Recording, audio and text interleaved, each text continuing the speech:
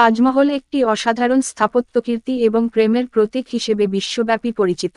এটি ভারতের আগ্রায় অবস্থিত এবং মুঘল সম্রাট শাহজাহান তার প্রিয় স্ত্রী মুমতাজ মহলের স্মৃতিতে এই মহলটি নির্মাণ করেন। তাজমহলের কাহিনী। ১৬১২ সালে শাহজাহান মুমতাজ মহলকে বিয়ে করেন। মুমতাজ ছিলেন তার তৃতীয় স্ত্রী এবং তাদের মধ্যে গভীর প্রেম ছিল। মুমতাজ মহল ১৬৩১ সালে চতুর্দশ সন্তানের জন্ম দিতে গিয়ে মারা যান। মুমতাজের মৃত্যুর পর শাহজাহান খুবই ভেঙে পড়েন এবং তার স্মৃতির উদ্দেশ্যে এক অনন্য সৌধ নির্মাণের পরিকল্পনা করেন। তাজমহলের নির্মাণ কাজ শুরু হয় ১৬৩২ সালে এবং এটি শেষ হতে প্রায় ২২ বছর লেগে যায় ১৬৫৩ সালে। তাজমহল নির্মাণে সাদা মার্বেল পাথর ব্যবহার করা হয়েছে এবং এতে অসংখ্য মূল্যবান রত্ন ও পাথর খচিত। প্রধান গম্বুজ, মিনার এবং জলের ধারে সিমেট্রিক্যাল বাগান তাজমহলের স্থাপত্যকে অনন্য ও অতুলনীয় করে তুলেছে।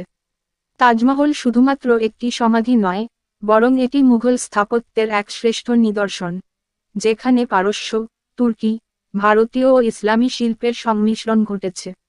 এর কারুকাজ, মার্বেল খোদাই এবং সোনালী মোজাইক সমস্ত কিছুই মুগ্ধ করার মতো। শাহজাহানের ইচ্ছা ছিল তার নিজের সমাধিও তাজমহলের পাশে কালো মার্বেল দিয়ে তৈরি হবে। কিন্তু তার পুত্র আওরঙ্গজেব তাকে ক্ষমতাচ্যুত করে এবং তাজমহলের পাশে ছোট্ট একটি সমাধি তৈরি করে তাকে সমাহিত করে।